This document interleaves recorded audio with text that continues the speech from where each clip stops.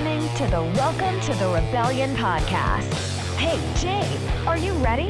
Because it's time to start the show. A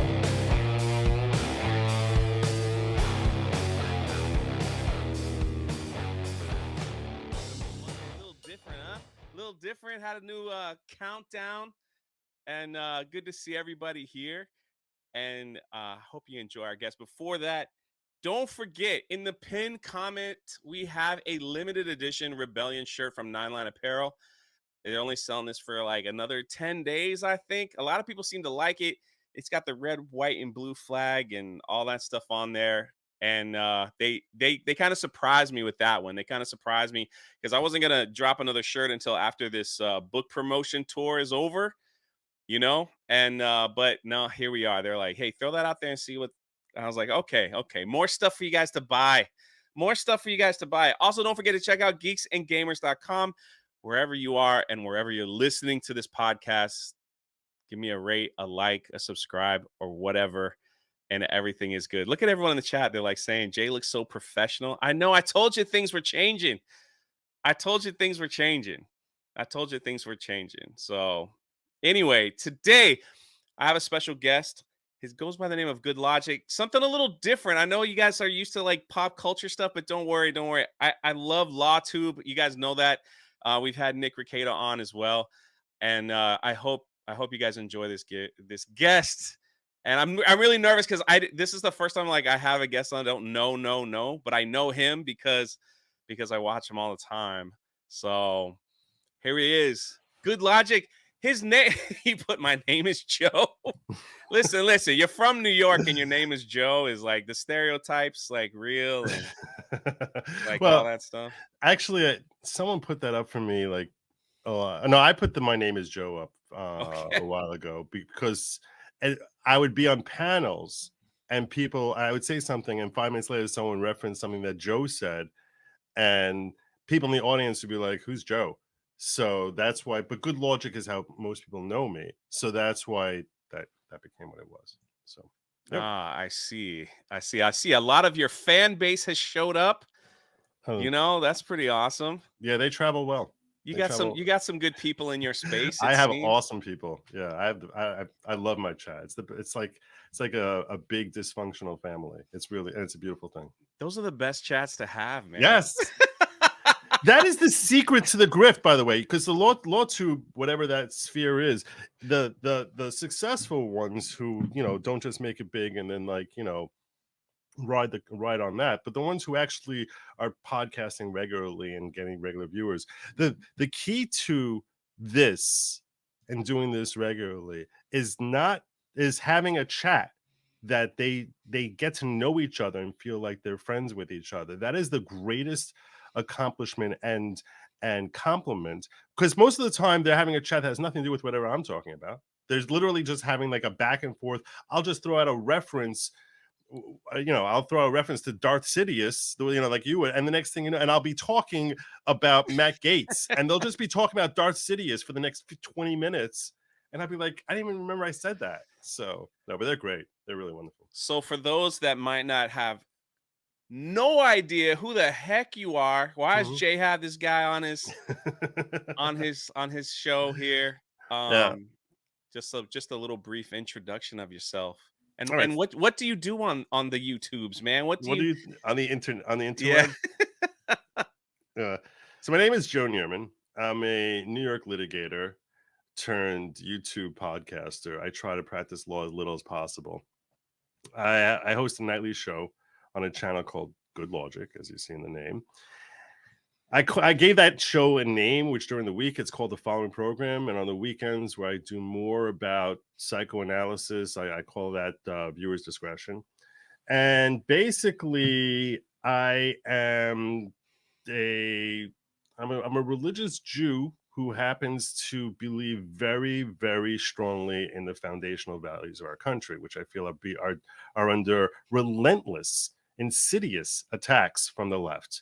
And I am very vocal in calling that out. And along the way, I cover trials here and there and things that relate to law or politics, or really understanding society, culture, and ourselves. Because I've always been fascinated by what makes people tick, what makes people motivated to do this rather than do that, to phrase things a certain way, to look within ourselves. Because I think that's, to me, that's the best way that we can actually understand ourselves and grow into becoming a better version of ourselves, and to just continue to evolve into, and that's the ultimate form of contentment and happiness. So, Man, what did you practice that? That's awesome. no, it changes every time, like dramatically. I literally could have just like spent like 20. I could have spent like 5 minutes talking about the Yankees, and it would have been like it. I never know what's going to come out. So Yeah, I didn't want to bring up the Yankees because, being a Marlins fan, oh god, we had a little run on the Yankees just some time ago, back when baseball was fun. yes, back when baseball was fun. But when did you start your YouTube, and why did you pick YouTube? When did you start this channel? Because it seems like you had to get something off your chest, and it was like, so what happened was I was on social media under aliases because I'm old school, and I'm 52 years old. I was here when the internet was just a baby, and at that time, when someone would join anything, we were taught, it's instinctive, that you don't use your real name. No one should know who you are, anything about you, because there are a bunch of psychos out there in the world. So when I first joined Facebook, I created an alias and put up some photo, and I would interact on political issues, and I would get into these long fights about like third wave feminism or no, seriously. It's like, seriously, and like how I wrote this like lengthy thing once about like how third wave feminism is basically, it's eating up women, it's self-destructive, it is harming women, and that is basically a movement that was really successful, really great at what they did, and once they achieved their goals, it's like, now what? You don't want to fold your tent and well, now we gotta just find new dragons to slay.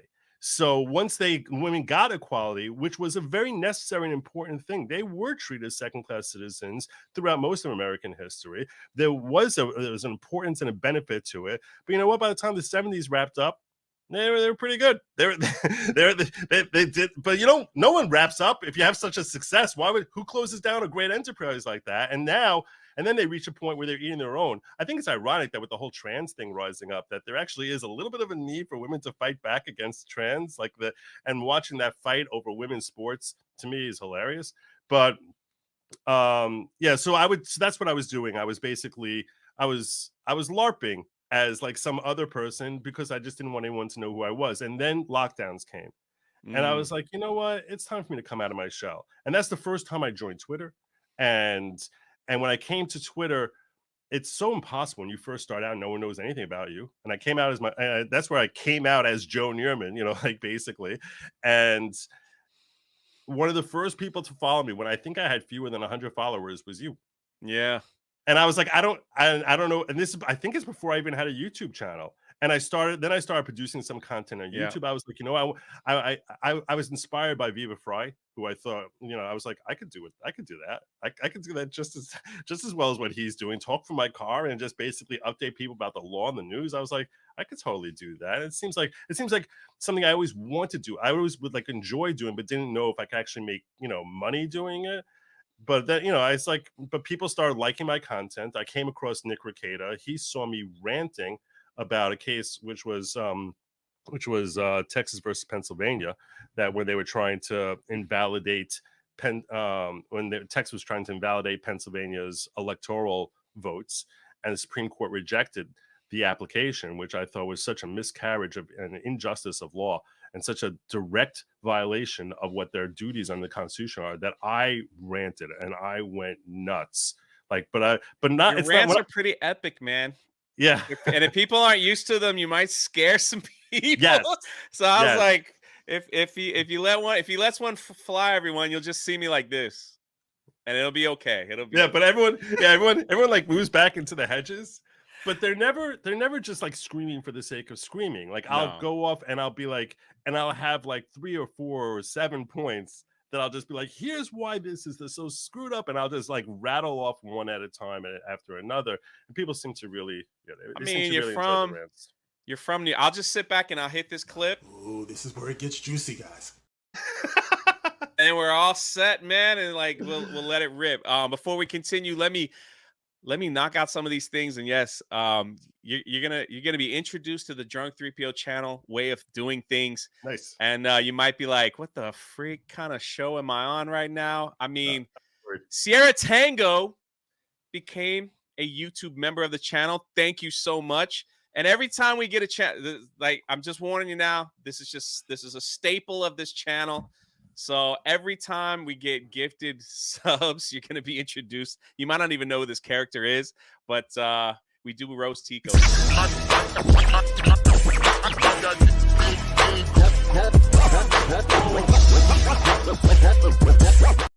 And people are like, he's never coming back. No. I was doing my Les Grossman imitation. Brian for $2 says Jay couldn't grift his way on the FNT. Hey, man, I've been on that show a few times. I fell asleep, but I was there. Joseph for 5 says a few shekels for having good logic on. Beware of his rants. Oh, I'm fully aware. I'm fully aware of the rants, and you might hear one. And again, I'll just be sitting there. I'll just let it fly. You know, and this is funny here because Don says Drunk 3PO Jay, if you lose Joe during the stream, it's because his connection with his AOL dial-up modem is crapping out on him. Now, what I forgot to say to Joe is that if I die during the stream, if my internet cuts out, because I'll take over. Just take over. I promise I'll be back. All right, because every time a plane flies over this house, it just shuts off. I don't know what it is, and but you're a professional. You know how to do this. And we've got the gatekeepers. I always say Dynamo because it's a joke, but you also become a member and you gifted 5 members to the channel.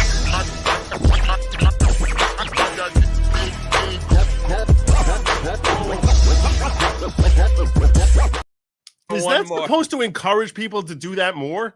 Yeah. Is that the game? Is that your thought, Jay? It's like, oh, this will get people to do that way, way more. They freaking love it. You should see the chat. It's just filled with little Rose Tico memes. Valiant Renegade for 20 says, cheers to Drunk 3PO and to this Joe guy.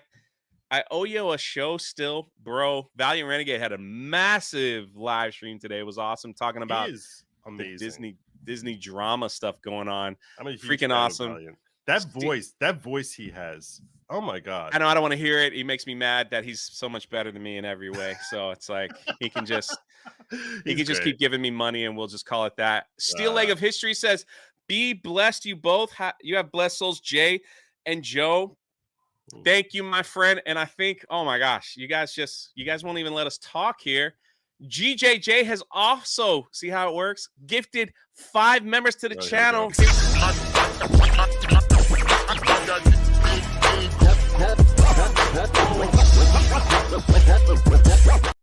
You're gonna be like, he's never coming back.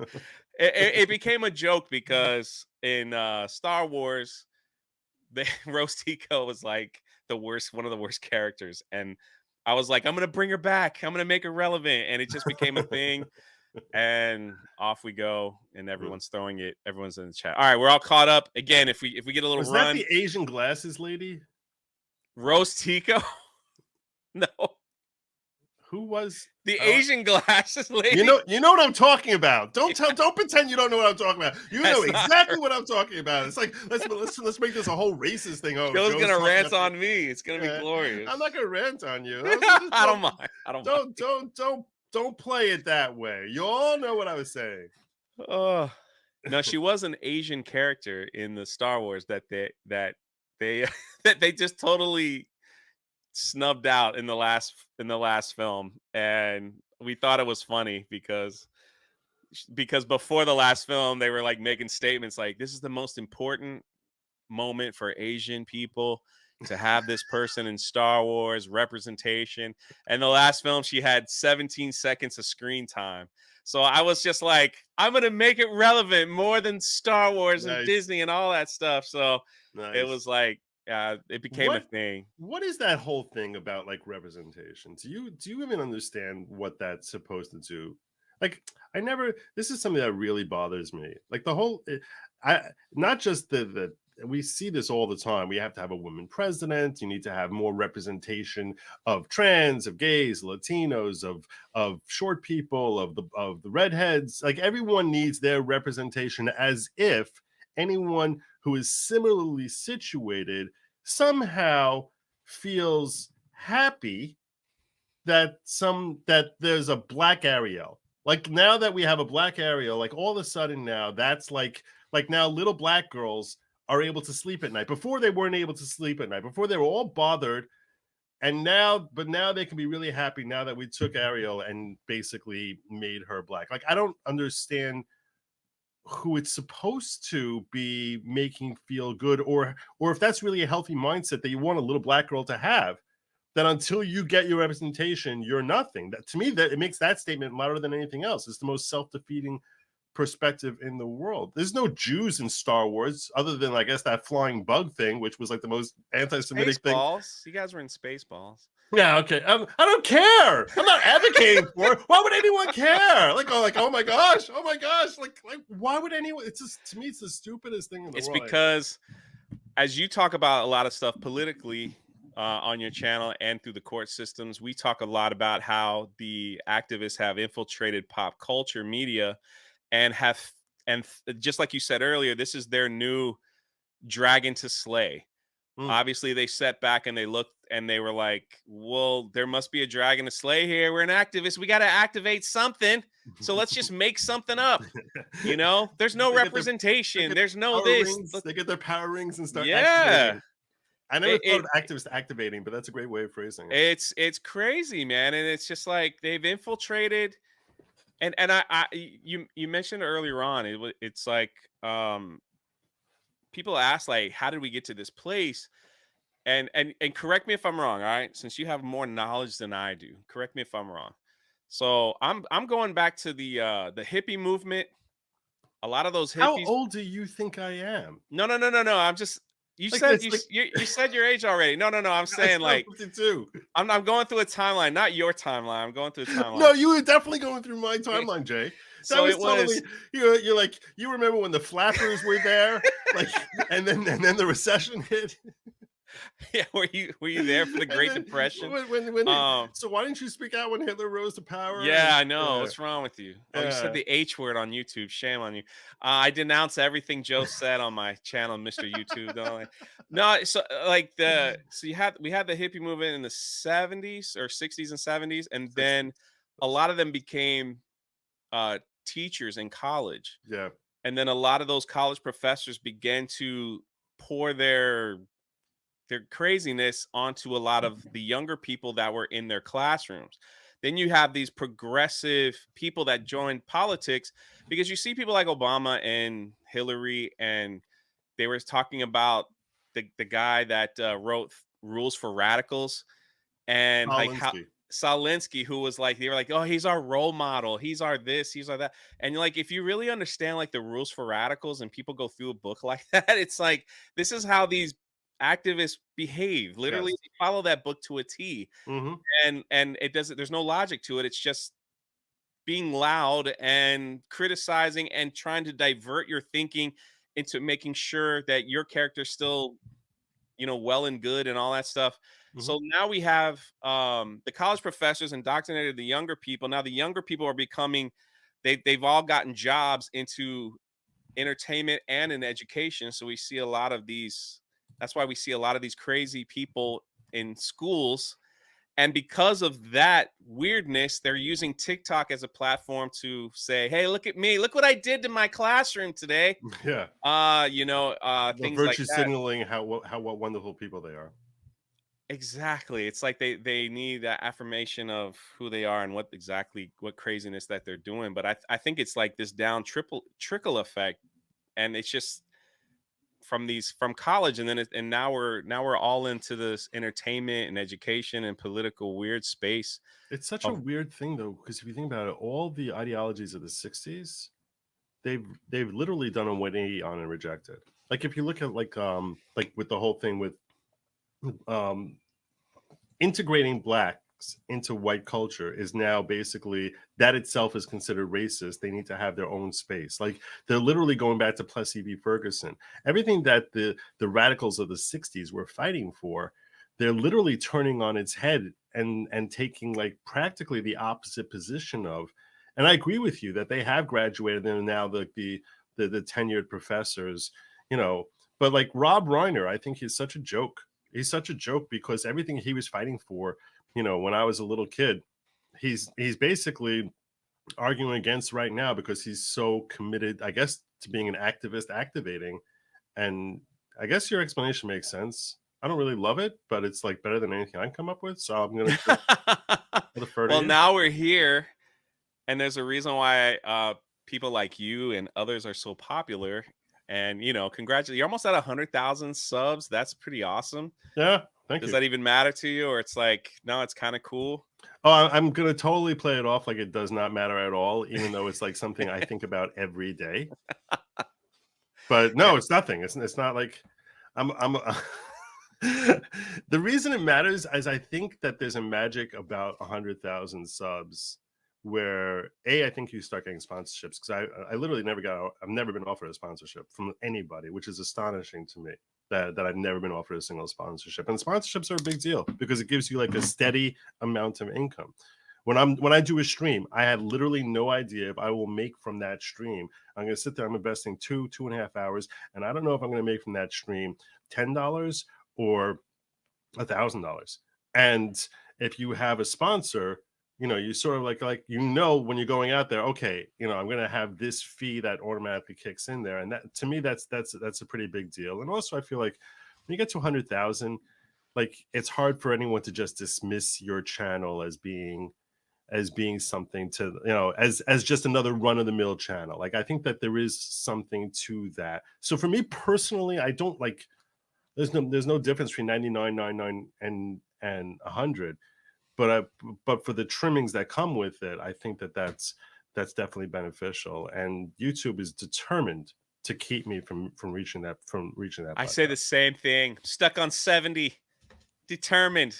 YouTube is determined to keep a good man down. I will lose 40 subs a day, like literally, and it cannot be. It just is not. They literally unsub them from me. I've thought through: is there any way that possible that such a thing can happen? It's not possible.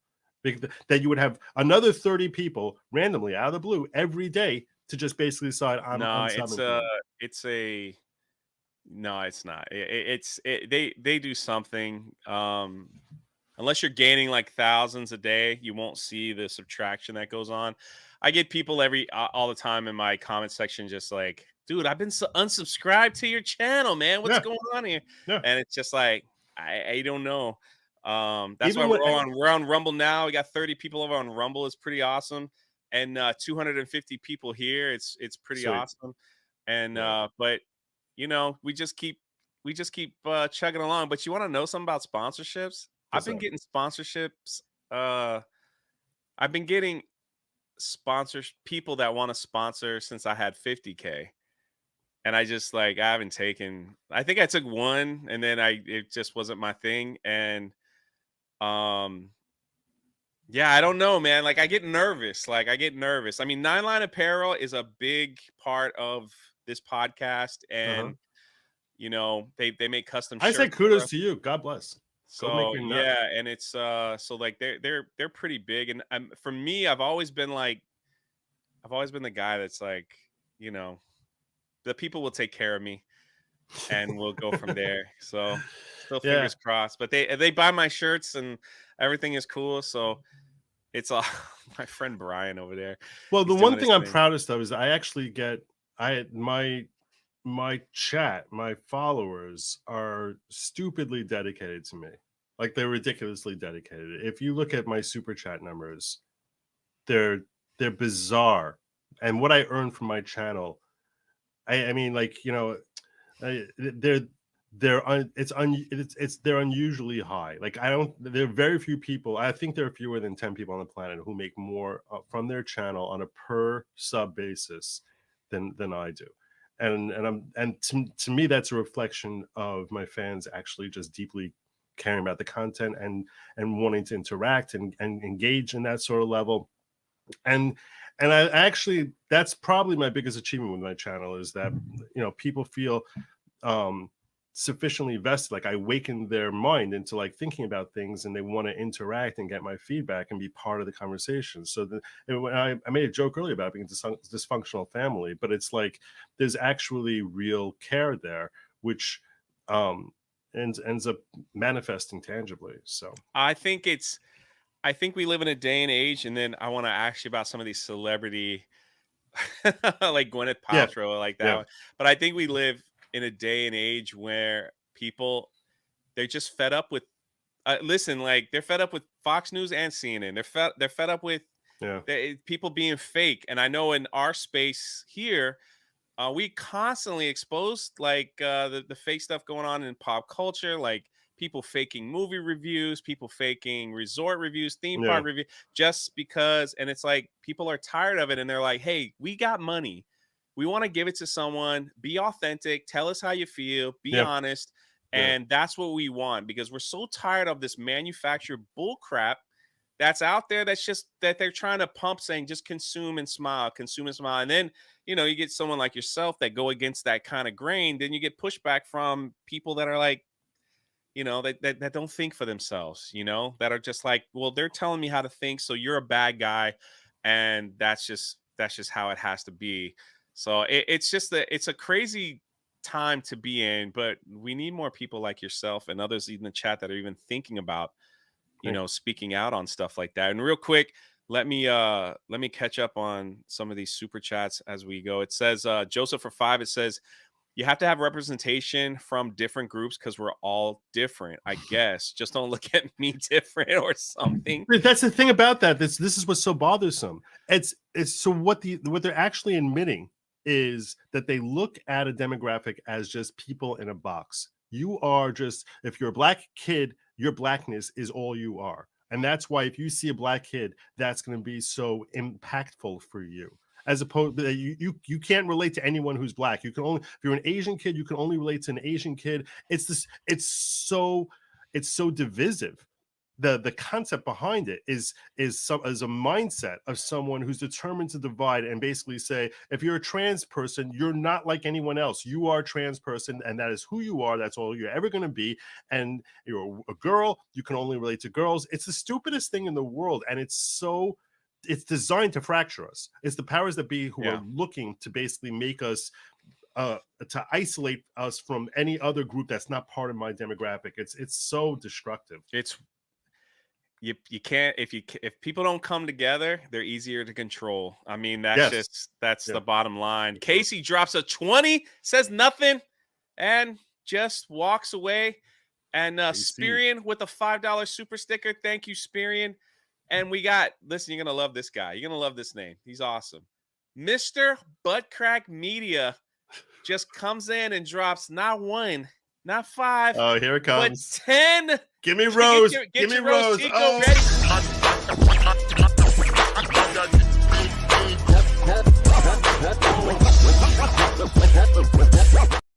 10. Wow, that's a total of 20 gifted subs. She looks less just Asian in this than I do. Look what you do. I should have Joe on more often. Thank you. I told you. My man, the Gatekeepers for 5. It says, good logic. What's your take on Japan buying Russian oil and the BRICS Union? Do you have an opinion on that? No. No, other than the fact that I do think that the Eastern Hemisphere is looking to basically change us out of the American out of dollars, out of the petrodollar. And if that happens, if in other words, the reason America retains its financial standing in the world, no matter, even when we lost our levels in as far as our credit rating, is because of the petrodollar. And if that changes, which there's all indications that that's what China is looking to do, and I am so angry about this war with Ukraine. I can't even tell you. This was such a golden opportunity if we had a competent leader. If Donald Trump was there, well, first of all, Putin wouldn't have gone into Ukraine if he was there. I think anyone who thinks it through recognizes that Putin was somewhat cowed by Donald. But even if he would have gone in there, this would have been such a phenomenal opportunity to take the relationship, the historic clash between USSR and USA, which goes back to basically 1945, from the day that we basically from the day that the World War II ended. We're in a Cold War, and then we're like a little bit more dicier war, and then we had our glasnost period, and then it's just like constant friction. This was an opportunity for for Biden or whoever was running the United States to basically come in there, stop worrying so much about Zelensky, and basically say to Zelensky, look, your country happens to be fortunately situated in a way where the eastern part of your country has a lot of Russians. Why don't we section off that part of it? We'll consolidate your power, because all the people voting elections will be 98% Ukrainian. Draw your line along the Donbass region, work a settlement with them, and start developing, and then come to terms with Putin, because the whole fight is about the pipeline, natural gas pipeline. We come to terms with them where you split the money, and now turn him into someone who's sort of he's never going to be an ally, but basically establish a healthy economic relationship with them as the peace broker to decide Ukraine, put that to bed, no war, and then you basically create an economic relationship with Putin. It's like, okay, you'll get your taste from the gas line proceeds, and we'll get our taste, and we're not going to be fighting, we're not going to be blowing each other's things up, and we're not going to be blowing up each other's pipelines. Imagine, and now have him as an ally against China and President Xi. Instead, we chased him to President Xi, where now they have their whole thing, their whole friendship blossoming there. And if the petrodollar ends up being converted to petro-yuan or whatever it is, oh my God, we are going to face such financial catastrophe in the likes that no one has seen in 100 years. People aren't paying attention to China making peace in the Middle East and wanting the US dollar out and the Chinese dollar, and now they've all people don't realize either that they're trying to make a deal with Brazil, kind of for the same thing. So just keep it. I know we talk a lot of movies here, but keep your eye on the rest of the world. Just like Alec Baldwin's finger, he never misses, man. Never misses. $20. Such a great name. Isn't it awesome? People here are freaking awesome. He don't miss. Alec Baldwin's finger. $20 and just walks out of the building. Just like, here you go. just like that. So you are one of the few lawyers to cover Gwyneth Paltrow's craziness that happened. So, all right. I actually didn't even know the case was what it was about until your live streams. Okay. So I was just like, wait, what is she doing? Is this like another Johnny Depp thing? It's like a skiing accident. What the heck? She actually, so correct me if I'm wrong here. Let's see. So apparently on a little bunny slope, she ran in, or somebody ran into her. Well, that was what they were disputing. The guy got injuries, and he's like, oh, look, a celebrity. Let me make some money off this. Some people speculate that, yeah. Yeah. All right. This is just what I'm reading from TMZ. Okay. So then it's so then she countersues for $1. Yes.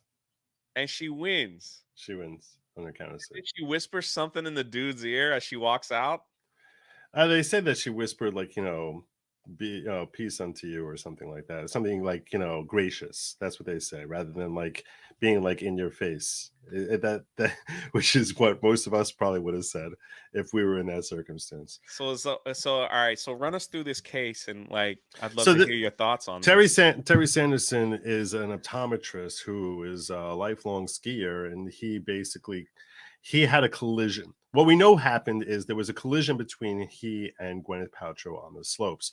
And the result of that we know happened is that he had 4 broken ribs. He additionally claims that he had some sort of long-term mental issues from this, where it had impacted his personality, not his memory, not his cognitive functions, but that he basically became a jerk. That's basically what that he's, and he's okay. Can I stop? Please do, by all means. That's all right. Gwyneth Paltrow, like, she's famous for that movie with Jack Black where she plays the big fat woman. Oh, Right? yeah, Wasn't she yeah. in that one? I think so. Yeah, I forgot about that. Shallow Hal. She was in Shallow Shallow Hal. Hal. Yes. Yeah. But she's 100-pound nothing. Yeah.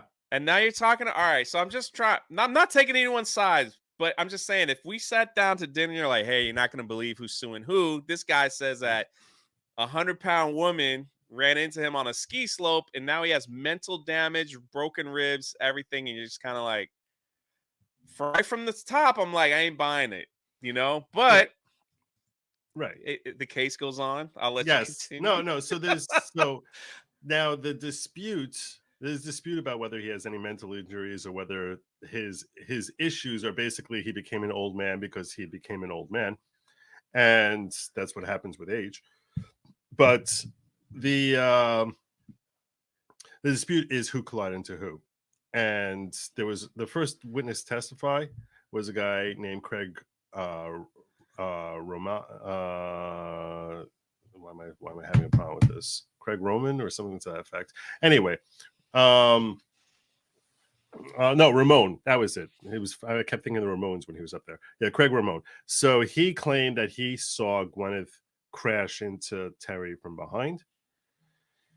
And the problem that they had is that they established that he was basically friends with Terry. The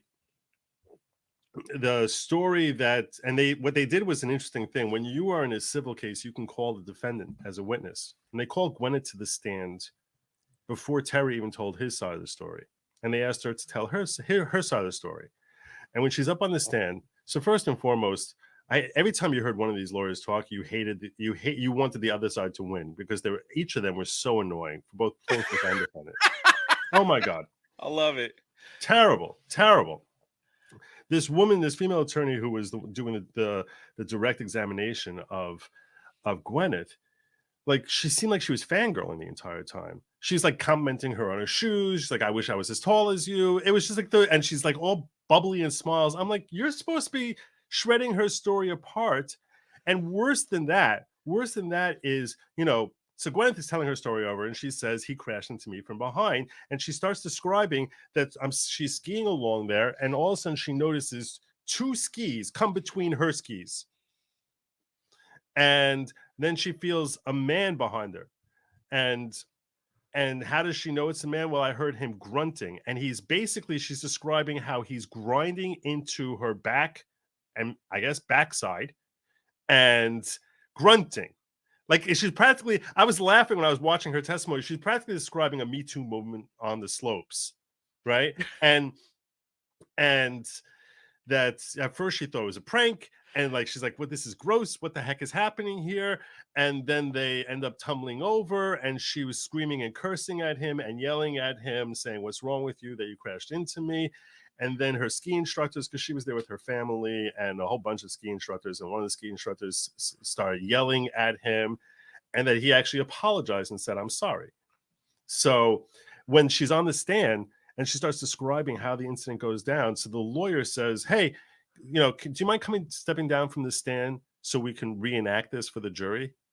And like, I'm sitting there and I'm like, yes, you definitely mind that. I think imagine the cameras popping off as you basically see these two women reenacting. Yeah. I mean, I guess they don't pop off anymore. How many people that would just become an instant meme? This is like a meme waiting to happen. I mean, come on. Here's Gwyneth Paltrow basically. It would be everywhere forever. Everywhere forever. Yes. Yeah. Yeah. And I was like, but I'm thinking as an attorney, that my attorney, if I saw my client being asked that and saying, do you mind? I would just basically put my hands up like, oh, no, like, but then I was thinking about it and I was like, I think that perhaps it probably would help. Like, I don't know how that's helping Terry Sanderson's case. Because then she's like, actually, my client's here. So, Gwen didn't want to do it. Can my client do it with me? And everyone's looking at her like, what's wrong with you? And that would have been the stupidest thing in the world. You imagine that the jury's going to watch the plaintiff grinding up against his female attorney there? Like, this was just the dumbest thing in the world. Anyway, bottom line is there were issues with her story. When I was watching her testify, I thought there were issues with her story. It didn't really didn't really make sense, and everyone's saying how like she skied off into the sunset and let her instructor handle it to try and paint her like she's a bad person. Frankly, I can understand if you're Gwyneth Paltrow, you probably don't want this to be all over the news and all over TMZ and stuff like that. And your goal is, let me get my face away from here as fast as possible before people start pulling out cameras. I could totally understand that, even though it does make her look like the classic spoiled Gwyneth that everyone thinks she is. You know, like she has that image, right? You know her public reputation. I think a lot of people, they hate on her for the Goop thing and the candles. Yeah. The vagina smelling candle. Right? Doesn't she smell candles? That's supposed to smell like her vagina that explode. Yeah, I like. What is the marketing thought behind? Like, that's a smell. That's a smell that every house needs to have. Is, I guess. Anyway, so, but when Terry told his side of the story, I gotta tell you, I saw holes in the way he was describing it. You know, I saw problems with the way he was telling his story, and he tells it over that she crashed into him from behind. And you know, and then he basically says how he admitted that he said he apologized after the collision, and he said he did that because they were screaming at him and he was terrified. He was just trying to placate them, so we just like mouthed it. But like he also says that he's still face down in the snow. Like when he's telling the whole chronology of events, it's like if he's face down in the snow, how did he say I'm sorry with 4 broken ribs? The whole thing there were just problems, and the burden of proof is on the plaintiff. So. And you have to show at least by preponderance of evidence, which means more than 50% at the very least you have to show. And I was like, I'm at best 50-50. And you know and if anything more leaning towards Gwyneth telling the truth. I didn't like some of the things that the judge allowed to come in. Like there was CGI that was created. Really?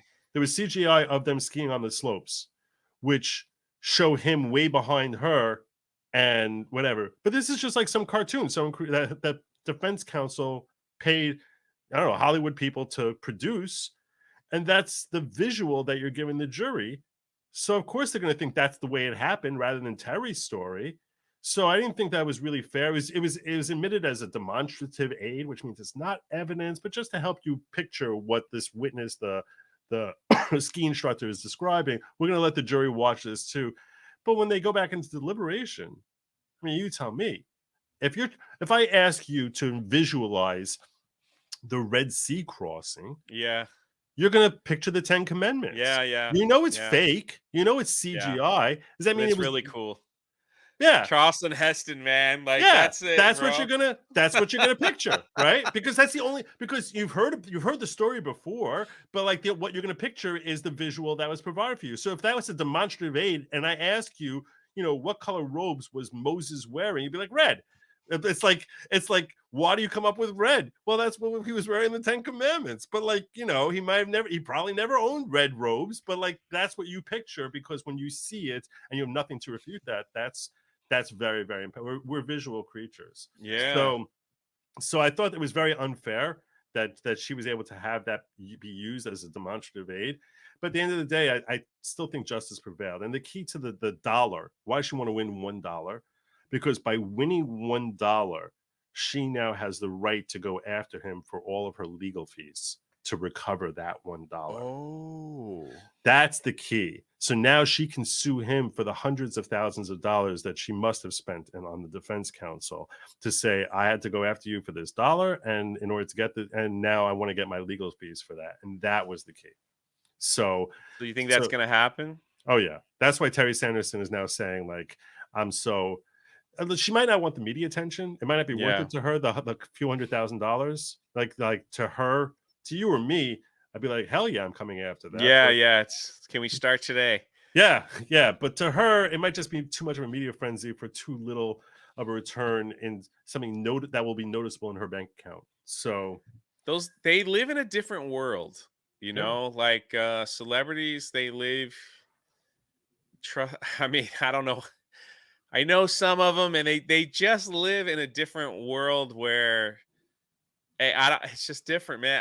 I don't know. It's like we could be sitting down to dinner, and people just show up with like watches and necklaces and food and like you know, like gone out to dinner a few times with a few of them, and like the manager of the restaurant shows up with like, we've been saving this 30-year bottle of wine. We're gonna give it to you, you know, Yeah. just because, you And know, and it's like they end up living this whole life of, yeah, I don't know if it's called privilege or it's just who they are, well, I mean, if you you think, know. and it's not really, it's easy to begrudge them because envy is going to drive us toward that. But Yeah. it is astonishing when you think about, like, if I talk to you the idea, like I said, would you ever like to drive a Hummer, right? Like, would you like to drive you know, you'd be like, yeah, that'd be really cool to, like, you know, drive that around for a day. So I was once on Nick Ricado's show. I think it was when I was covering the Maxwell trial. And he was busy covering the Kim Potter trial at the same time. So we were both doing our thing, and he brought me on to the Kim Potter thing to discuss this. And that day there had been a report or something to that effect about, I think Elon had basically bought like a Hummer and returned it like the next day. And drove it around for like a day. I don't remember if it was Elon. It might have been some other like ridiculously affluent person. And that basically by driving it off the lot, it ended up costing him like 70 grand to return it the next day. But he basically, Casual. yeah. And Nick pointed this out, which is so accurate. To him, to Elon Musk, the $70,000 he drops to basically rent a Hummer for a day is like less than this cost me. Yeah. As far as like what it's impacting, It's like a disposable pen. Yeah. Yeah, it's like, it's literally, well, a vape over here. But what I'm saying is the $10 I spent on this vape is more noticeable in my bank account than the $75,000 in his account. And when you have that kind of, how can anyone have a real value of money, you know, or appreciation for it after a certain point? Speaking of money, let's see. Diaspi for $10 says, Jay, you got the wrong Logic on. You were supposed to get great Logic. You would have an absolutely amazing conversation with him. Thank you, man, for the $10. No, Great Logic is my dad.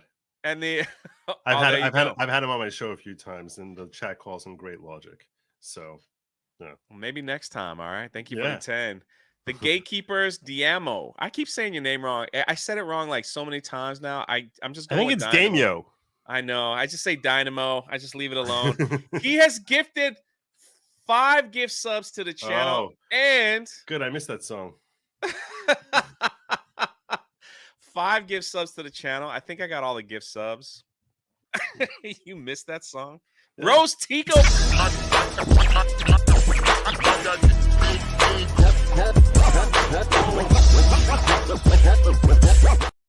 G5. Like you're gonna I'm so picturing Les Grossman. Every time I hear that, it sounds like I know. It's so good. My favorite Tom Cruise character of all time. Of course. There's nothing better. That was such a brilliant movie. They can't make it today, too. That's the worst part. But imagine how much funnier it would be today. Like seriously, like if you saw it for the first time today, you would just be like dying. Like you would have people like us laughing hysterically. Then you would have people like, yeah, and their careers would be canceled. Am I allowed to laugh at this? You know, I mean, they went after Ben Stiller 6 months ago, the cancel culture, for making that film because really? Robert Downey Jr., you know, he plays a black man in it. Oh, not because he played Simple Jack. Simple Jack. Yeah, that was another one too. Ben Stiller went out and was like, I'm not changing that film. It was a great piece of work, and it's still funny today.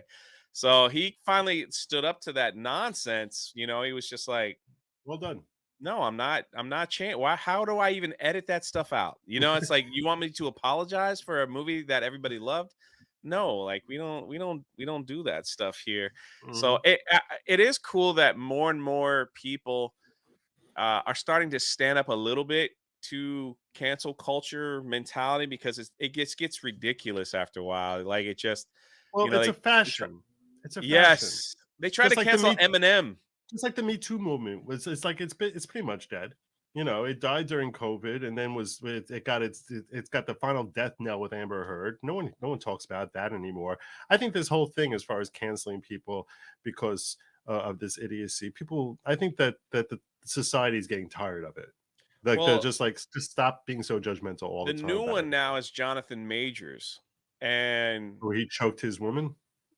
Allegedly. Yeah. So it's so now Disney is they're having the last article I read on it was that Disney's gonna have a meeting with him and figure out, but he's like, Well, I'm of gonna tell course. you this: if he really choked her, like if he really did that, and in that case, I'm like, yeah, I want that guy to face prison time. I mean, the dude's a lunatic. I don't want to just because I'm firmly entrenched in MAGA, that doesn't mean just forget about like, Oh, hey, you know, absolutely. like I mean, if he really did that, and I don't care if she's like standing up for him after the fact, like he's gonna dump you 3 months from now and choke some other woman. Like that's not cool. So yeah, No, I agree, but I mean, he's got. We're just gonna wait and see when it all plays out, but Disney has a reputation of it doesn't matter if you're right, guilty or in it. Like right. You're Johnny guilty. Depp, You're assumed guilty. Gina Carano was canceled by Disney. Johnny Depp was canceled Who's by Gina Disney. Carano? I never heard of her. Do you know her? Like, Uh, I I think I have a video of her. Hold on. Can I tell them Tell them what? that you're more beautiful in person than you are on your photos?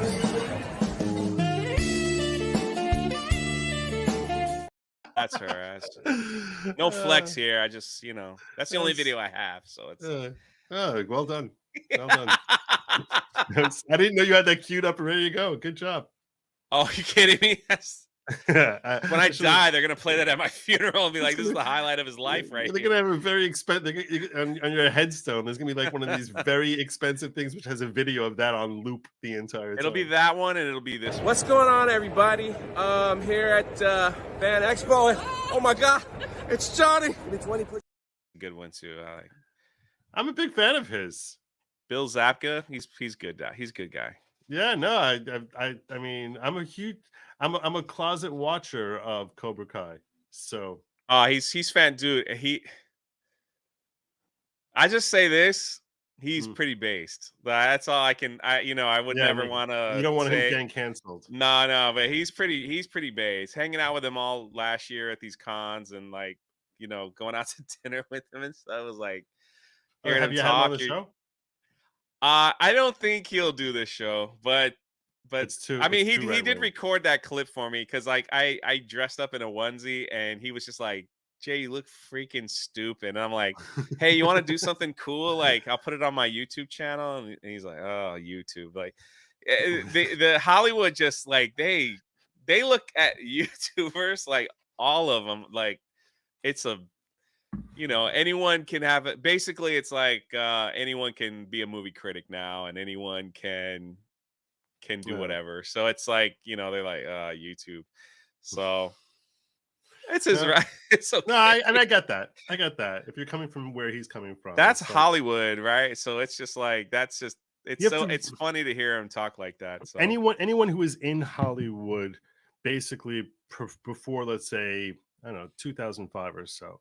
So they busted their tail to get the recognition and to get the job that they got. So if someone comes up through YouTube, they don't have to have the same sort of knocks that they had as far as going to auditions and going through all the stuff to get that recognition. So I can understand there's a sort of resentment that someone could be as well known as perhaps they are, if not better known than they are, without having to put in that sort of that time and effort in a way that they did, that there's sort of a resentment toward it. But this is definitely the way of the future. People are sick of Hollywood.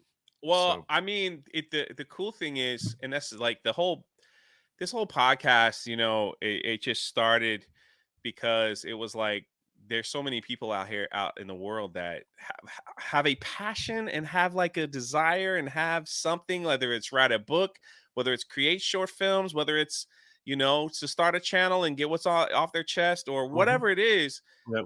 Like there's no excuse anymore, right? The only excuse is in your head, is the fear in your head. And there's no, you can't say you're too old, you're too young, you're too this, you're not educated enough, you're this. You can do it if you want it. The tools are all here. And now is the perfect time because movies are terrible. News media is like, no one believes them anymore. None of that stuff. And everyone is looking for authentic, just to be authentic. And now like people are To be real though, it's authentic with a little bit of personality too. Yeah, oh, absolutely. But I mean, people are making movies with their cell phone that are like awesome Really? and putting it on YouTube, and you're just like, and they're like, yeah, we shot all this with our iPhone 14, and you're just like, this is incredible work. Yeah. You know, like what they've done, like what and they put these little short films up, and they're making tons of money doing it. So it's like we don't need Hollywood. We don't need a contract. We don't need a book signing. Like I know you probably don't know this, but I just released my first book, my first graphic novel, and it's Where on can I buy it? Where can I buy it? Do you have a link where I can buy it? It's on Indiegogo. Yeah, I'll send you one. And Dude, I was setting up your grift. I didn't even know. I didn't even talk. I talk about it on my personal live streams, but I only expected like to do 10,000, right? $10,000, but people like they're not. It's like we're almost at 75K. Nice. So there it is there. And just making it for all age for like young people, because you've seen like all the crap that they're pushing on kids and all this stuff like that. And my mods could drop the link in the chat if you don't mind. But it's people are if I can do this, anyone should be able to do this. So that's the big thing. Get out there and do it. Yeah, people don't appreciate how much fear inhibits them. Insecurity and fear inhibits us so much more than any other actual thing that's holding us back. Like the fear of failure, the fear of being embarrassed, all that other stuff. It's so critical to just punch right past that and say, you know what, I'm probably gonna suck at this, and that's okay. That's all right. Okay. It's really okay. I mean, I'm, and it's a running joke that I'm a boomer, and like, I'll be like I'll be watching a video with my audience that only I see it and none of them see it, or the sound's not working or whatever. And it's like, all right, it's just, you don't break down and cry. It's like, oh man, you just keep going. Have you seen like my live stream? This is one of the best run live streams I've ever had. So just FYI, like I do that crap all the time. One time I thought I was live. I'm going for like 30 minutes and I wasn't live. And I'm like, I don't like, is there nobody here? Like, because you still see people in the chat. Oh, God. Because they're waiting for you to hit the live button. And it's just like, that's what I did. So I remember your very first YouTube I did a video? I did a 7-minute intro where I was railing. I was like, you know what? I want to start off like this whole big rant. And like I was 7 minutes into it when Lady Lawgic walked in here and she's like, no one can hear you. And the whole chat is like, so you're just like muted sound, boomer, you suck, and I'm just like, that way. And it's like, and then other people like, this is the best episode of Good Logic ever. Just watching me do that stuff. That's the thing.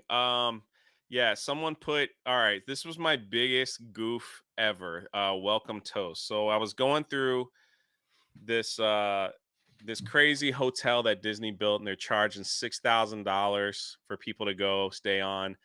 And they introduced this is my biggest oopsie. They introduced if you pay an extra $30, you get like a special glass of some kind of drink, and you get a welcome toast. And I did 20 minutes ranting because I'm thinking toast that you put in a toaster, not like, cheers, Jay, we welcome you to dinner. And I'm like I was like, how do you charge so much money for a freaking piece of bread? And everyone in the chat is laughing, and they're like, no, Jay, toast. And I'm like, oh my God. Yeah. Well, that makes sense. Yeah, you guys check it out. Yeah, I goofed on that one, and till this day, like they have never, and that's okay, man. I'm good with it. Like they've never, like, best moment. They've never let me live that down. And I hope you never let me live that down. Dear God, I tried to delete that from my lore history, YouTube, everything, but it just lives on. It just lives on. A question I wanted to ask you about. You covered the Alex Murdaugh case, right? Yeah. Did I say his last name correctly? No, it really depends, because they'll sometimes he pronounces himself as Murdoch. So Murdoch. Okay. Yeah. I have a interesting question about that because the Netflix special that came out. Did you see the Netflix special about him or Yes. that family? Yes.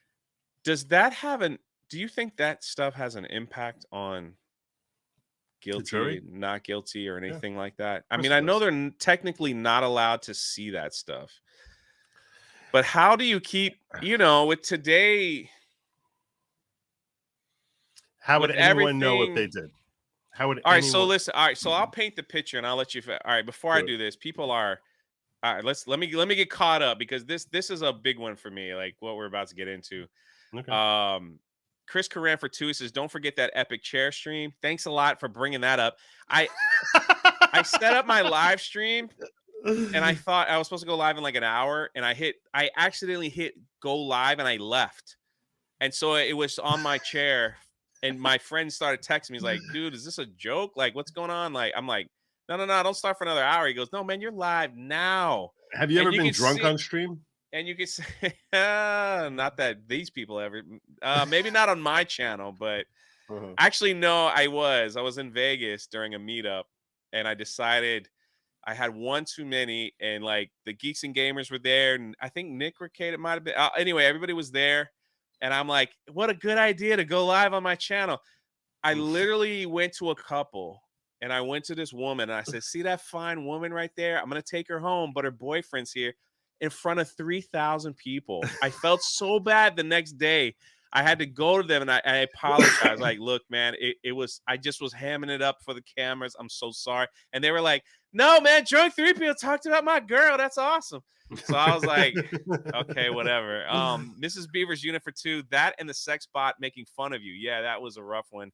Sex bots came in and were like, they put F's in the chat because they were like, this stream sucks. So it's pretty bad. And man, low watermark for 100 says, here is your toast. We all love you, Jay. Oh man, thank you, brother. Yeah. Thank you for the 100. That's Low watermark. very He dropped some stuff on Streamlabs and he left before I could say thank you. But my dude, man, thank you. Thank you. Thank you. Thank you. Thank you. Thank you. Thank you. Thank you. That's great. I love your little collages here. Yeah, you got to do it, man. You got to do it. How about you didn't plug in your mic? The new set. Yeah. Thanks for bringing back all my painful memories, chat. I love it. Anyway. It's great. So Alex Murdoch. So you were asking me about that. Yeah. So here's me, the casual guy, non-lawyer, whatever. Netflix documentary drops. I see horrific things with the family. First episode, the girl dies in the boating accident, and it looks like they don't care. Then they uncover some weird car crash that someone died that's supposedly related to this family. Buster. Then you see, the wife and the son were just brutally, horrifically murdered on the property. And it's like the Netflix documentary doesn't really say like who did. They're just kind of like, this is just all this weird stuff that happened. Yep. Good luck figuring it out. And you left out the maid falling on the steps, going to a coma, and dying. Which no, I think that was in there. I know you left that out. Yeah, I left. Yeah, so there was your like synopsis. It's like 5 people died. Like 5 people killed around them through all that stuff. And again, thank you, Low Watermark, for the 100. I really appreciate it. So I'm just like every episode, I'm going. Like, who's going to be next? It's like, who are these people? Like, these are like redheaded demon people. And then the trial happens and the verdict is read. And, you go online and you actually see tons of mixed reviews. Like, this is not right. This is right. He did it. He didn't do it. This was a messed up jury. This was messed up. The judge was messed up. This didn't happen. But were you there from day one? Like, were you watching the? So, my coverage of it, I basically fixated on the last 2 to 3 weeks of the trial. I was sort of in and out uncovering it. Nick Rekieta was streaming the trial every day, and when Nick is streaming a trial, this is different than most people streaming a trial. He's one of, let's say, I would say 3 or 4 people who, like, when he starts streaming a trial, he's going to have, within 3 minutes of that stream starting, he's going to have 5,000 live viewers, and that's going to only increase to 25, 30,000 viewers within the first hour. And he and Emily Baker can also draw that type of crowd. There are very few others who can draw that, certainly individually. A lot of people did try to cover that trial, and they got much lower results. And when you're talking to 100 people and covering a trial, it's very depressing. I got to tell you, because you're committed. You're committed to spending 8 hours a day for the next several weeks, and especially if you're used to, like, for me, when I first was covering the Johnny Depp trial, the first 2 weeks of that felt like death. I wanted to just slit my own wrists. While the trial was fun to watch, it was very depressing, because at night, when I turn on my camera, I'm used to having somewhere between 500 and 700 people watching me live, and I talk for 8 hours a day and couldn't crack 130. And I'm just like, this is like, and you just feel. And I understand that for 99% of your viewers, if they turn on a camera and got 100 people watching, they'd be thrilled to bits. But, like, when you're not going to be generating any revenue, which is, I mean, this is a job. It's work. And especially trial coverage, it's exhausting. Your brain is constantly working to make sure everything's set up right, everything is playing. You have to think about your commentary, watch the chat, everything that's happening there. It's stressful, and you get used to doing it for 2 to 3 hours at a time. 8 hours, and lunch when everyone's on a break is the hardest part, because that's where you have to be thinking through everything and walking through everything. That's actually, so there's no lunch break, there's no bathroom break, no nothing. And if you end up, like, making from that stream, which a lot of law tubers who were covering it ended up making from that stream, like $80 for, like, working all day, it's a very, very it was a very, very frustrating thing. So it's a scary thing jumping into a trial that you don't know what kind of reception you're going to have. I had the benefit of the fact that I was like, I don't want to cover this trial. I'm just gonna join Nick and hang out there, get my name out there, have fun hanging out with him, joking around with him, and that's it. And when you jump as a panelist onto someone else's stream, there's no revenue sharing.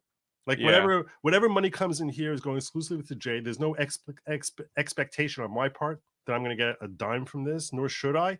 And it's a matter of, like, you just sort of jump on because it's fun, and because you're creating connections and you get your name out there to the public. So that's why we do this. So I was like, I'm going to hang out with Nick and talk in front of like 20,000 people at a time, just get my name out a little bit more. And I did that for a few days. And then he had issues where he couldn't cover the trial for a day here, a day there. He had some family thing. And so I was like, oh, I'll step in for you when you're doing that. And when I was covering the trial, now was when it was like 3.5 weeks in. So, I turn on my camera, and in the first 15 minutes, I got 7,000 people watching me. And I'm like, holy hell.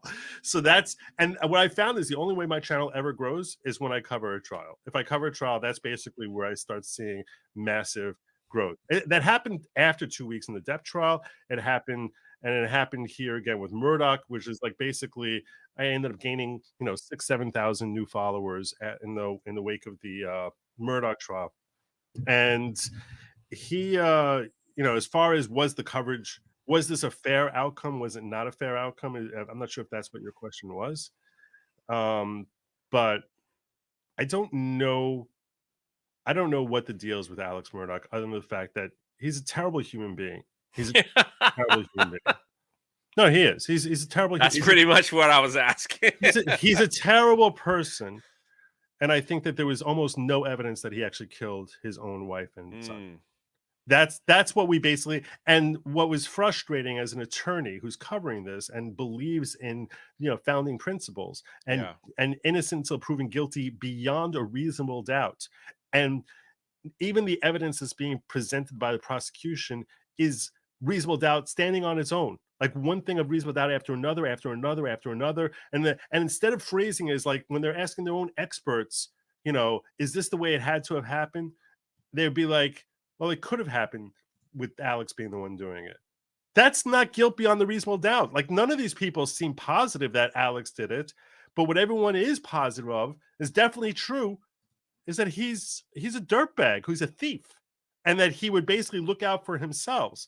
But what was also evident was that he loved his son. He loved he as far as we know, he loved his wife, and there was no motive for him to do this. It's basically like we're saying, because he steals from everyone, and he's got a massive drug problem, and he's got a crazy life that's going on, and all these dark secrets, and every one of those secrets is narcissist. I only care about myself. I care about myself. I care about myself. Well, part of caring about yourself is that you want your loved ones around you, the people who make you happy around you, and yet we're saying because he's such a narcissist, he ended up killing the people he loved. That doesn't really make much sense to me. So. Yeah. And there was that, and there was also a forensic evidence, which to me made me think he could not have been the one to do it. And that was something that I felt the defense did a poor job in really fully presenting and spelling out to the jury. And the forensic evidence I'm referring to is this. His wife and son are killed at the dog kennels, which are half a mile from his house. Yeah. The wife's, Paul, the son's phone is found on his body. The wife's phone was taken like a half a mile away. After she's killed, someone takes her phone and discards on the side of the road. At the moment it's discarded, 6 seconds later, this is forensic evidence. 6 seconds later, Alex starts his car. And he starts it half a mile from the phone. So you tell me how it is that Alex Murdaugh, working alone, could have discarded that phone and snapped his fingers and 6 seconds later be within range of his car to turn that thing on. I don't know how that's humanly possible. I think if he threw that phone, if he had Pat Mahomes' arm and was standing by his car and threw it a half a mile away, it would take more than 6 seconds for it to travel that distance. You can't. So that to me indicates that he's not the one who threw the phone there. And if he's not the one who threw the phone there, then how can anyone say that they're positive, that they say beyond a reasonable doubt he's the one who killed her? And this is something I think the defense did a poor job in expressing. But even if they could, he was so reviled in that town, so hated, so loathed, that I think that even if the jury saw that, they were walking in there and they were going to convict him. One of the police officers who testified was a brother of a witness. I'm like, I don't even understand how the hell this is happening. Like, literally a brother to a juror who's a cop, took the stand and said, yeah, I was one of the first people there. I was like, how the heck is the defense letting this happen? Like, what has happened? This is just insanity. So do I think he's a jerk? Yes. Do I think he should spend the rest of his life in prison? Yeah. I mean, when you talk about jerk, like literally his maid dies. I'm going to spell out for you what an awful person this is. His maid, who's a caretaker for Paul for 18 years or so, that he looked at as being like a second mother, falls on the steps and dies. Some people speculate, and Netflix will have you believe, that Alex killed her because they point out the very final close. That next Netflix thing is 1 month before the maid died. He jacked his insurance up to $5 million. Yeah. So now, did he have a motive to do that with her? Yeah, there was insurance. There was $5 million there. There was no insurance on. There was no insurance on whatever, on the wife and son. But and this is the thing about describing what a terrible person this is. So the maid dies. Alex goes over to the maid's son. She has 2 surviving sons. And he's like, hey, she fell on my property. I'll sue myself. The property is owned by my wife. Right. So we'll sue. I'll represent you. You'll sue Maggie. And the insurance, we have $500,000 in insurance that you'll be able to make. And you and your brother will each be able to get $100,000. Right. So the son's like, oh, okay, fine, let's do that. That sounds great. So he gets retained, settles the case for $4.2 million because he lied and pretended there was only $500,000 insurance, which was technically true, but there was another clause of insurance, which is if you're underinsured, we'll increase it up to $5 million. So he didn't tell the orphan who looks like, by the way, he looks like Forrest Gump, this kid. Like a skinnier version of Forrest Gump. Like he's up there on the stand. And I'm not saying this to mock the kid. I'm saying it because when you see this kid, you just want to give him a hug and protect him. Yeah. And this is the son of, a maid who was practically family, and Alex is raping this kid financially. So not only does he rape him on that, not only does he not give him he didn't even give him the $100,000 he promised him. And that would have been at least intelligent to make him go away. The kid's like, what's going on? He's like, yeah, it's still bad. We're still working on it, after he had settled it. If he gave the kid $100,000, he probably would have gone off and never even asked about the $4.2 million. He wouldn't have known any better. So he's ripping off this kid and his brother. And I mean, who the heck does that to such an innocent little soul? But that's how self-involved he was. And the Evil people. And the sickest thing of this whole thing is that kid, he's up on the stand. The DA asked him, he's like, so why is it that you were acting on behalf of your brother? He's like, my brother's kind of slow. And you're like, you took advantage of Forrest Gump and Bubba. Wow. Like you took it. Like how do you do that? Who does that? You're such a terrible human being. So their whole thing was so their whole thing was just to make him look like the worst person ever, whether he committed the crime or not, so that they would just let's just stick it to him, man. Look at all these people. His son's bad, killed a girl in a boat, and all this stuff. It took them an hour to convict him. 1 hour. Wow, really? Yes, it was faster. Remember that guy who drove through the parade?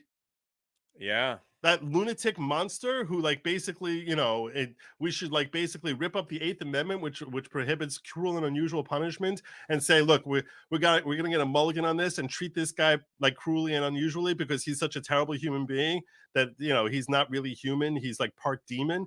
That guy, it took the jury 3 hours. Alex Murdoch, it took them 1 hour. It's like, how is this even that's not even possible. That's not even possible. So yeah, So yeah, is he a terrible person? Yes. Should he spend the rest of his life in jail? Yes. Is this a statement about justice? Absolutely not. This is not the way our judicial system is supposed to operate. So whatever. But it was a fun trial to watch. There was some great moments in it. Some good moments. What do you think will happen though? What do you think he'll appeals and all that stuff? I don't know. I mean, I think he's going to appeal. I think he has to appeal. Yeah. I think that he's got a lot of bases to appeal. Judge Newsom there allowed in so much evidence that never should have been allowed in. So, I mean, and I think there was questions about whether there was Fifth Amendment violations and Sixth Amendment violations with the way that the questions were being asked there on the stand. There was a lot of problems that he had there, but that the prosecution has. So even if he wins an appeal, it's recognized he's still spending the rest of his life in jail. Now maybe it's different type of prison if it's financial crimes than if it's lock up with the murderers. But yeah, I think the news just came out 4 hours ago. Alex Murdoch moved to protective custody unit in South Carolina. Oh, so I was looking up just to see if there was an update on what was happening, with him and with all the stuff. But I mean, it is this is something you write a horror movie around, Yeah. This could definitely be turned into some crazy exaggerated film of a crazy family embezzling money, murders and people dying and all that stuff, and underage drinking and boat race. I mean, it's just it's all there. It is literally all there. But we really might see a second trial here. I think there's look, appeals are for losers. That's a phrase that Branca coined, which is a well said thing, because if you win, you don't appeal. Only a loser appeals. And also even if you win, you just get a do-over. You don't actually win. So Interesting. And also the success rate of appeals is very, very low. It's very low. So that's why that's the meaning behind the phrase appeals are for losers. But I think that his appeal is probably much stronger than most. Let's put it that way. Much stronger than Amber Heard's appeal. Much stronger. It's not even close. Okay, so since we don't really talk too much politics on this channel, but Yep. it seems there's a former president that might be heading to New York for something. Let me Google this. So, former president. Yeah, he might want to Google this. He wasn't really popular, didn't really do much. But as so this will not be a trial, correct? Why not? It will. So do you think this will go to trial? Well, it'll either be dismissed by the appellate court or it's going to go to trial. What do you think? Just an opinion. Are you allowed to give your opinion on it? Yeah, I can give my opinion on it. I think this is like 50-50 whether this makes it to trial. It's 50-50. I don't think Bragg's going to drop the charges. But again, before I say anything on this, we need to recognize that we're only speculating about what the charges are. Nobody knows what the charges are. And the charges, for all we know, like they caught some video of him burning a $5 bill and are getting him for arson and destruction of government property. We have no idea. Seriously, it could be something like stupid like that. They literally can, I don't know, maybe they got some witness to come forward and say that he SA'd somebody. I don't know. We don't know what happened in that grand jury. All we know is the Stormy Daniels payment of $130,000 and that filing and that whole record there. And there are a lot of legal issues, novel theories of law that District Attorney Alvin Bragg had to invent and has to have hold up in order for him to get a conviction. And if those novel theories are rejected by the appellate court, these charges will be dismissed without there being a trial.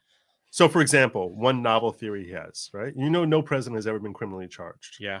So obviously the state of New York has never tried charging any president. One theory he has is the statute of limitations to charge for a felony is 5 years. Well, this happened in 2016. If you do the math, yeah, it doesn't add up.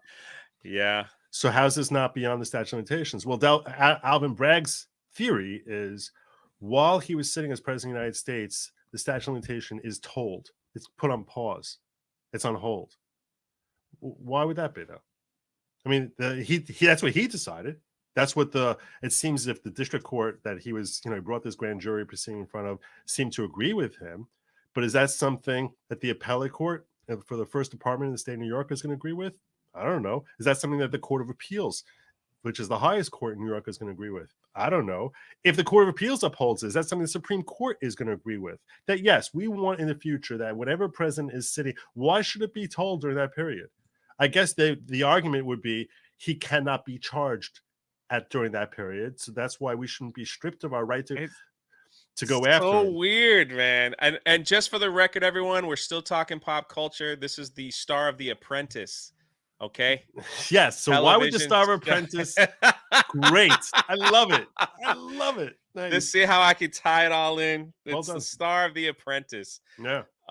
Is taking in. That will be if this thing for the first time in American history, the star of The Apprentice is being that will be must see TV. Are you gonna you would cover it, I'm assuming. So I think I'm probably gonna end up going down to New York tomorrow. We have Are you gonna go live from your cell phone? I don't know if I can. I'd like to. Wouldn't that be so cool? I think you should. With my attorney card here. And can I give you some advice if you do go live from your cell phone? What's that? Do you use StreamYards on your live streams? I do. Okay, so as someone who goes to theme parks and live streams at theme parks, using the YouTube go live button, it doesn't work. It's a terrible app. If you are able to go through StreamYards through your phone and set it up and go live through StreamYards on your phone, for some reason, and that's just me, for some reason, other people, they have a lot more success of stabilization, picture quality, things like that. Just a little advice. That's all. I don't know. You might not need it. They might have like superb cell service and you could just hit that. I think you should go live if you walk in the streets there. I think that would be. I'm thinking if I can get into the courtroom. Whew. I don't think they'll let me film in the courtroom. No, they won't let you film in the courtroom. But for those that are curious, make sure you subscribe to Good Logic, because I'm sure if you're in the courtroom and you leave, you will definitely go live later and tell Yeah. your thoughts of what you've seen. For sure. So make sure, I know the mods have been dropping your channel link in the chat, and it's you, also mods. in the description. And wherever you're listening to this, when it finally gets uploaded to iTunes or Spotify or wherever, you will find his link in the description as well. God bless so it should be up, I'm hoping, tomorrow or the next day. And that's going to be wild. No matter where people sit on the political spectrum or whatever, this is going to be, it will be must-see TV. It just will. This will be O.J. Simpson on trial. This will be whatever big event that happened. This will be Johnny Depp, whatever it is. This will be must-see TV. So if you're interested in watching, I definitely look. Check out his channel, man. I'm trying to sell you, brother. I will be covering the hell out of this case. That's for sure. I will be covering the hell out of this case. I'm sort of torn between going in there versus streaming from my own laptop in my own studio here, but I'm probably going to go in because it's such a unique opportunity, and this is an historic event. Could be once in a lifetime opportunity. You know what? I'll say this. Hopefully this is not something that becomes a recurring theme that is like we're continually going after presidents and trying to find crimes on them. Hopefully it is a once in a lifetime thing. But yeah, so I as I think it through, I was torn. I was like, do I want to go down there? Do I want to stream it from and I was like, you know what? How close are you to Trump Tower? Oh, I live I mean, don't dox yourself. I'm just saying. I live 11 miles from Midtown Manhattan as the crow flies. So I can take public transportation and be in Lower Manhattan where this courthouse is in like an hour and a quarter.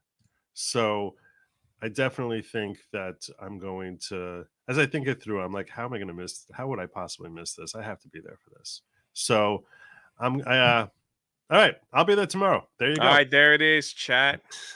Over 300 people here, many over on Rumble. Hitting 40 plus over on Rumble. There you have it. Go see Joe as he's going to. Is there like a time period? 2:15 tomorrow is when that thing's supposed to be tomorrow. 2:15 tomorrow. I see Jane Theory in the chat. She loves this. She loves LawTube as well. We always talk about that stuff. So cool.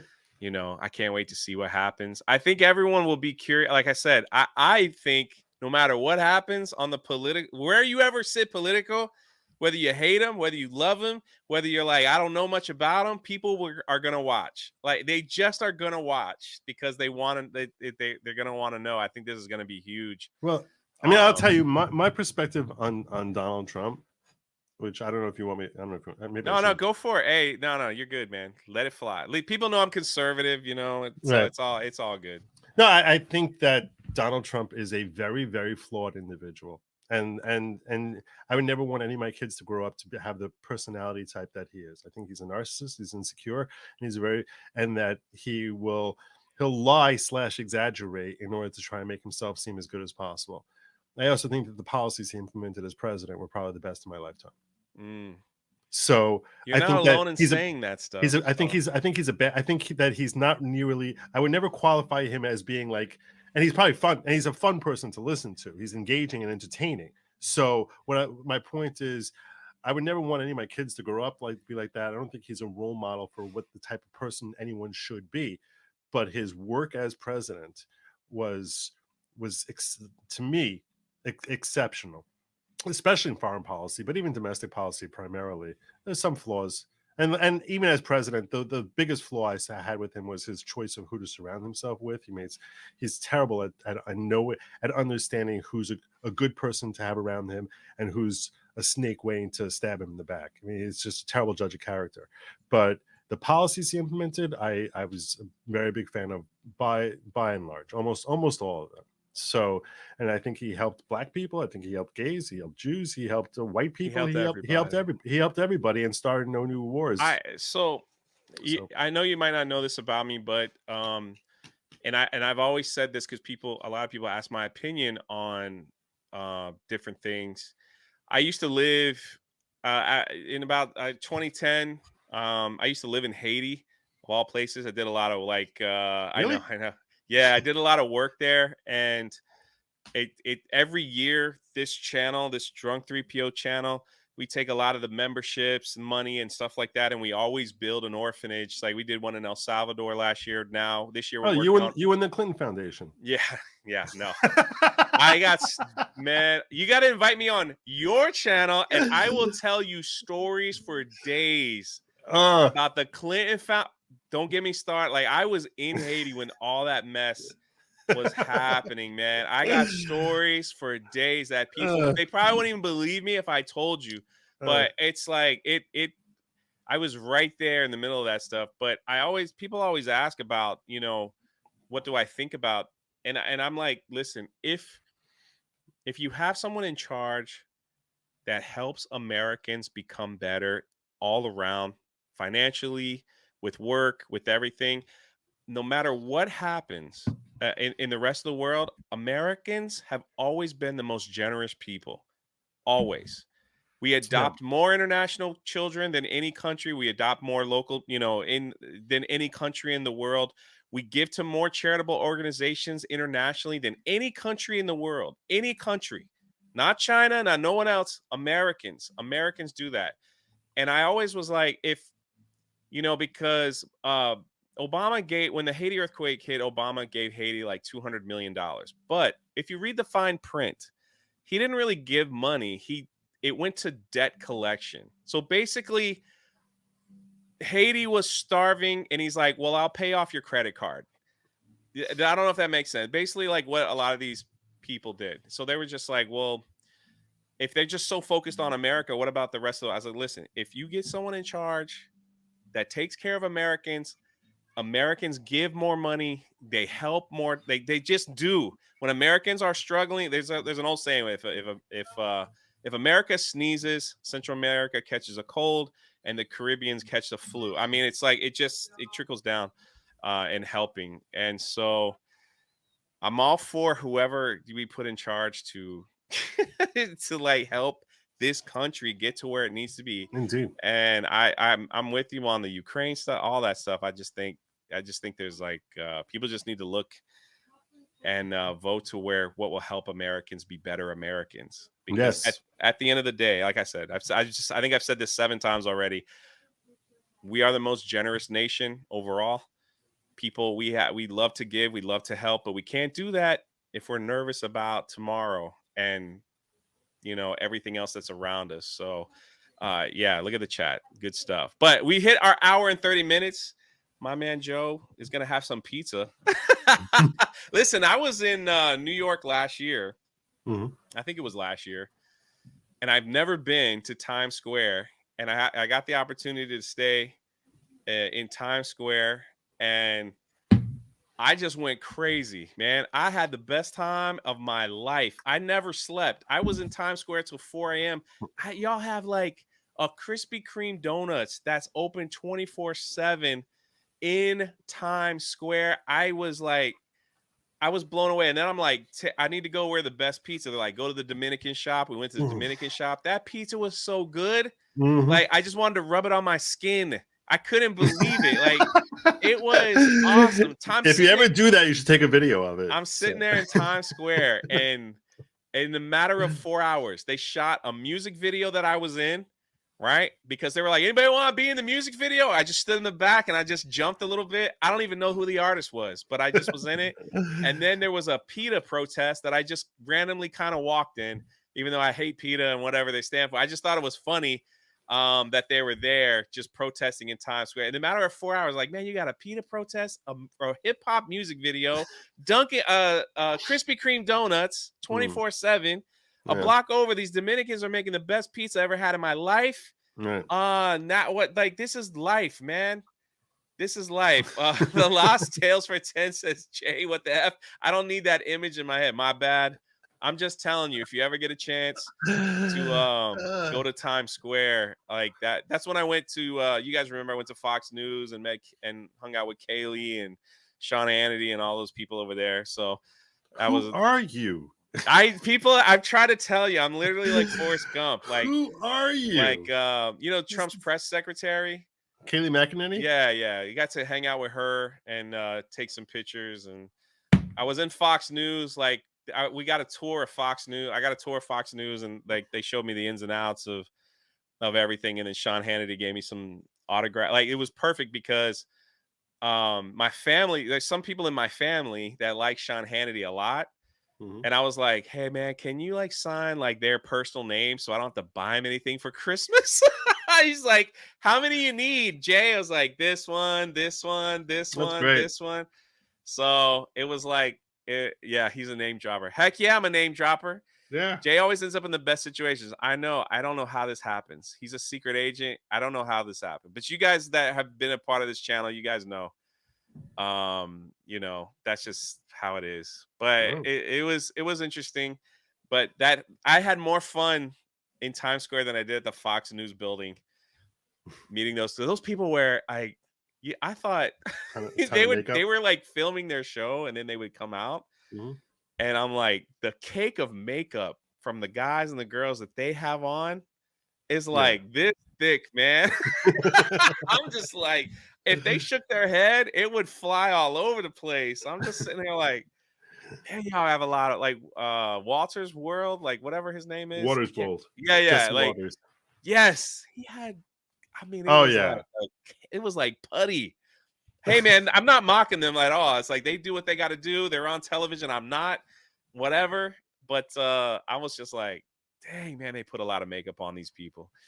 So I guess they got to keep them from sweating and they got to keep them from looking old. I don't know, but I don't know. it was a cake, man. It was a cake. But Joe, thank you so much for taking time out of your busy day to come on this channel. I hope I didn't yammer on too much there when I was talking about the Alex Murdoch stuff, but you get me started. No, man, I love this stuff. I love this stuff. I hope you come back and we'll do it again. Yeah, sure. And I think it'd be awesome. Yeah, especially I gotta have you. I gotta have you on my channel. If you have me on, we'll talk Clinton Foundation. Trust me. All right, sell me on it. Sell me on having you on. So I'm gonna hear the ins and outs of the Clinton Foundation. Did you ever meet her? When I was in Haiti, there's signs that were going up everywhere saying this will be rebuilt by the Clinton Foundation, right? Schools, hospitals, nothing ever happened. And what they were supposed to do, they finally like started like having people take those signs down. I'll give you a little taste of what was supposed to happen. They were supposed to build. So after the Haiti earthquake, there was like $5 billion that everybody from normal people, whatever, they were giving to all these charity organizations. Then all these organizations had all this money and they're like, this is way too much money. I don't know what to do. So then they gave it all to the UN, the biggest mistake. And then the UN was like, I don't know what to do with this money. So they gave it to the Clinton Foundation. Oh my God. Right? So you're talking billions of dollars. They were going to build the largest ship recycling center here in the, I don't know if you call this the East, because the only one really in the world is in India. So when a ship gets old and they can't use it anymore, they take it to India and then people just slice it up, all the metal to recycle it. It is if you've ever seen video of like what goes on there, and it is horrible. It's like rust everywhere. People don't live long when they work there. It is a terrible place to work, but ships just show up and they cut them down. Like the water, you can't swim in it. It's awful. So they were going to build one in Haiti that was going to like resurrect hundreds of thousands of jobs, high paying jobs. So companies don't have to bring their ships all the way to India. They could just drop them off at Haiti. So they blocked off this whole area and they were going to start building it. They fenced it around.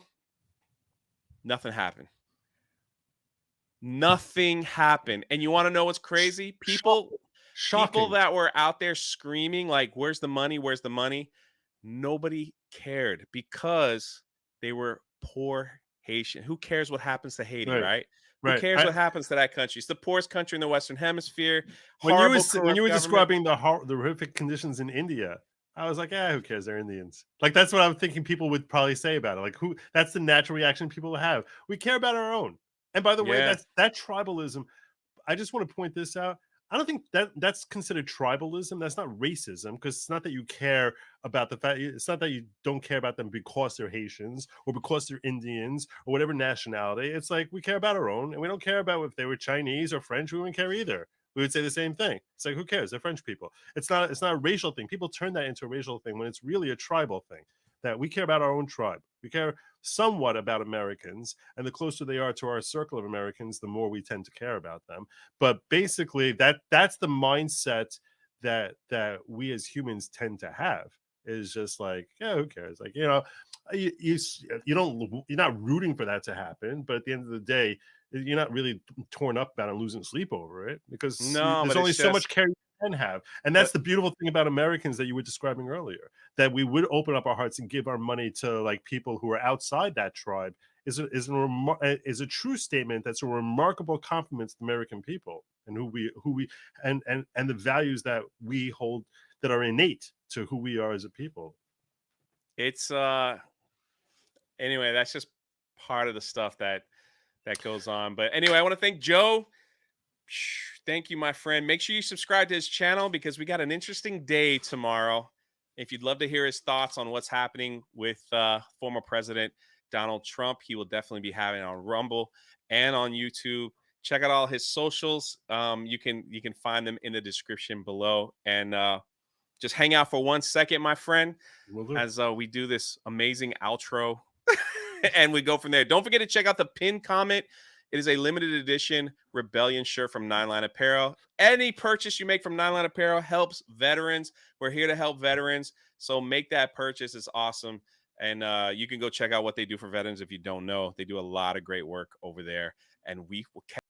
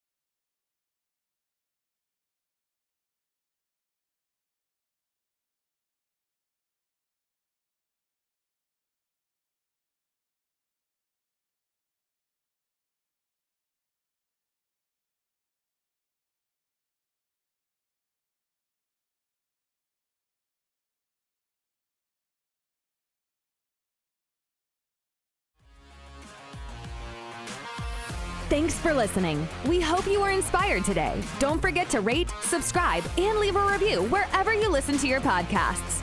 We really appreciate it. We'll catch you in the next episode. And welcome to the Rebellion.